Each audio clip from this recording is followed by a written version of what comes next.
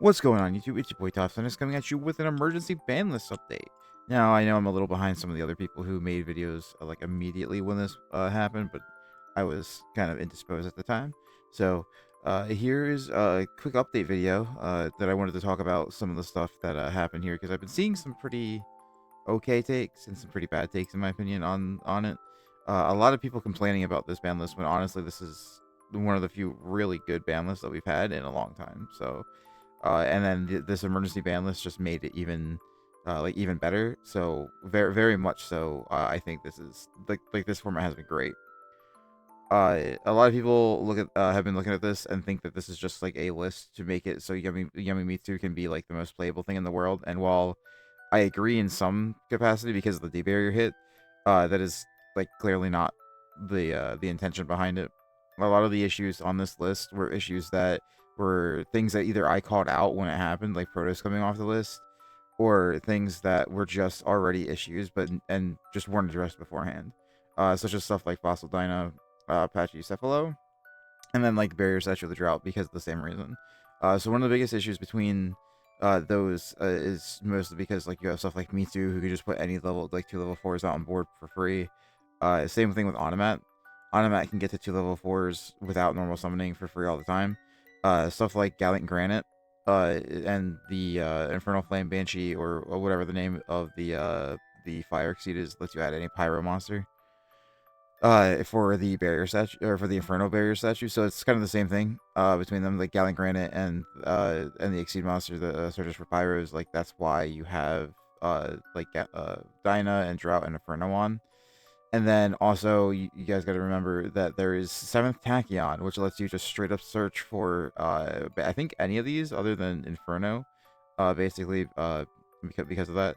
And then like same thing with Protoss, the same thing that can search for the barrier statue can search for Nemesis Flag. Flag gets you Protoss, and it's just a free summon at that point. And it's super splashable into anything.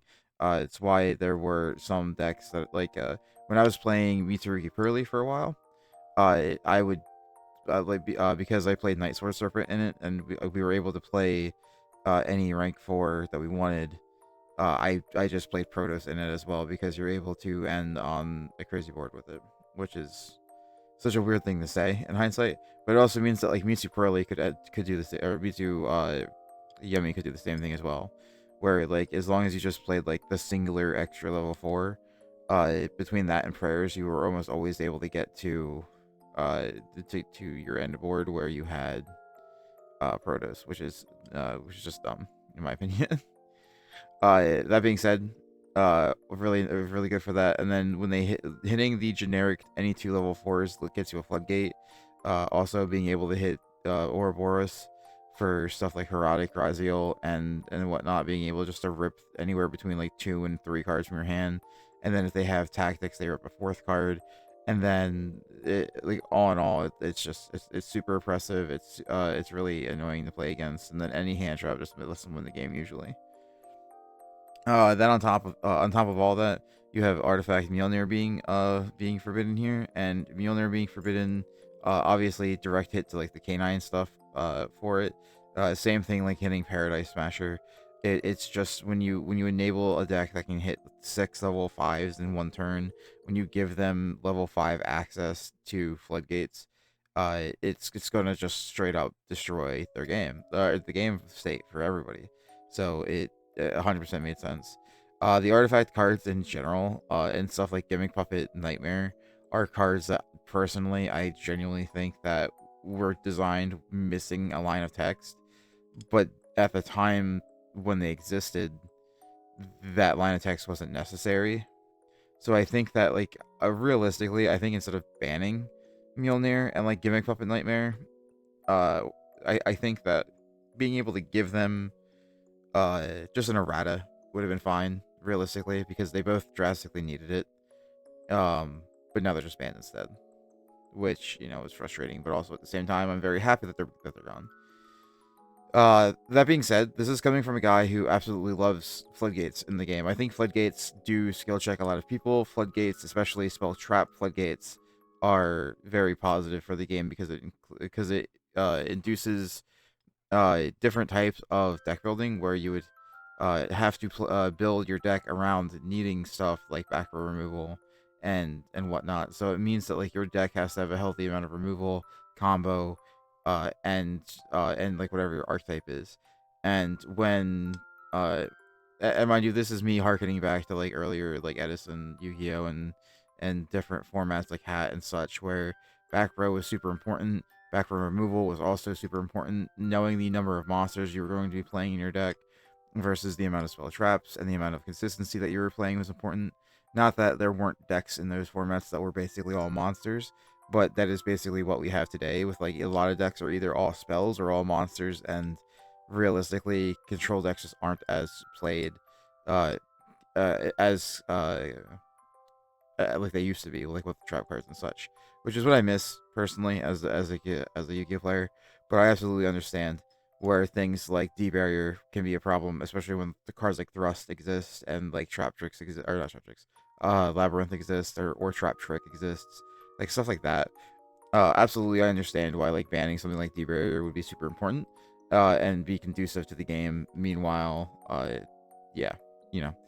Also, I 100% agree. Anything that is a floodgate with legs is always a problem, because monster removal is, especially nowadays, is tied behind the extra deck and not really, usually never really like smart trap cards, and it's again, it's one of those things that's like you don't want to have to main the cards for it, and then at the same time, uh, the amount of monster protection in the game that you can play that is also very searchable and splashable is very up there. So stuff like this, I can totally understand why it would get hit. Uh, I have the one take that I have seen people make that isn't terrible is like why is the water statue not on here either? Since wind, earth, and fire are now all banned. And water is like the next issue, level of issue, because it's super searchable in Mermail, Atlantean, and like that's about it. It's because that's about it. There's no way for you to really at the moment for you to search uh for the water statue. Like you can't use seventh tachyon. You can small world it, I guess, but like you'd have to see small world. Seventh Tachyon is searchable by any deck that can get to 2 level 8s. So like even like again, Mitsurugi can get to 2 level 8s or 2 level 4s super easy. Any deck that can do these things is 100% going to be able to play like Dyna and Drought and Inferno. So like those ones, for example, 100% understandable why like they get hit.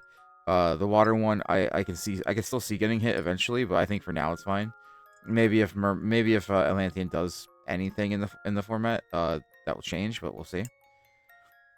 But yeah, no, I think overall, I think this is a great forbidden list. I see a lot of people also complain about emergency ban lists, or like talk like they know everything about emergency ban lists, and I don't. As somebody who's played this game for as long as it's basically been around in America, the amount of emergency ban lists we've had technically has been as low as like 6 in like the last 25 years. We really don't have that many emergency ban lists.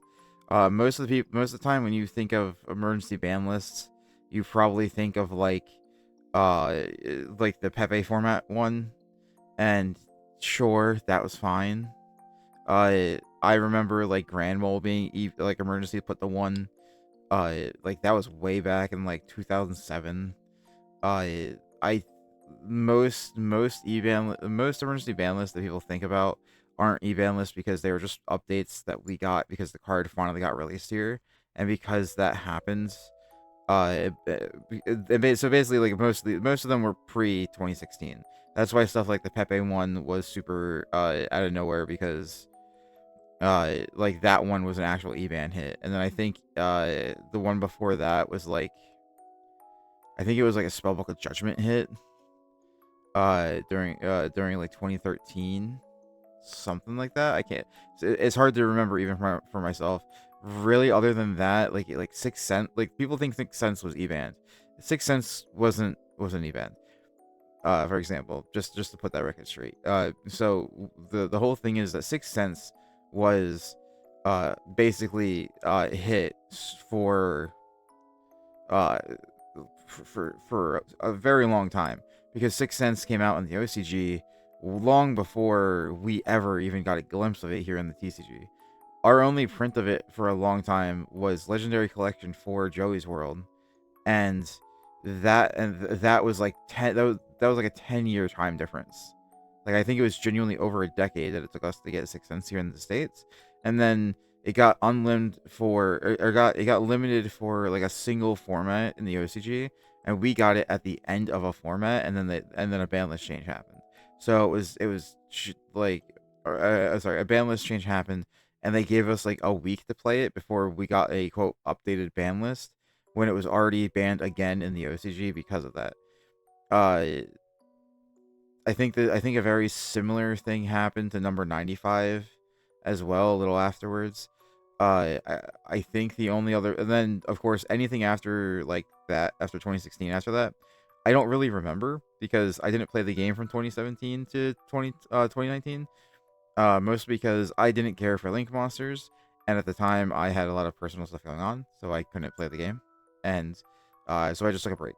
So I don't personally have any of the issues with like Rondo or Gumblar Dragon that I think some people like still consider an e-ban list.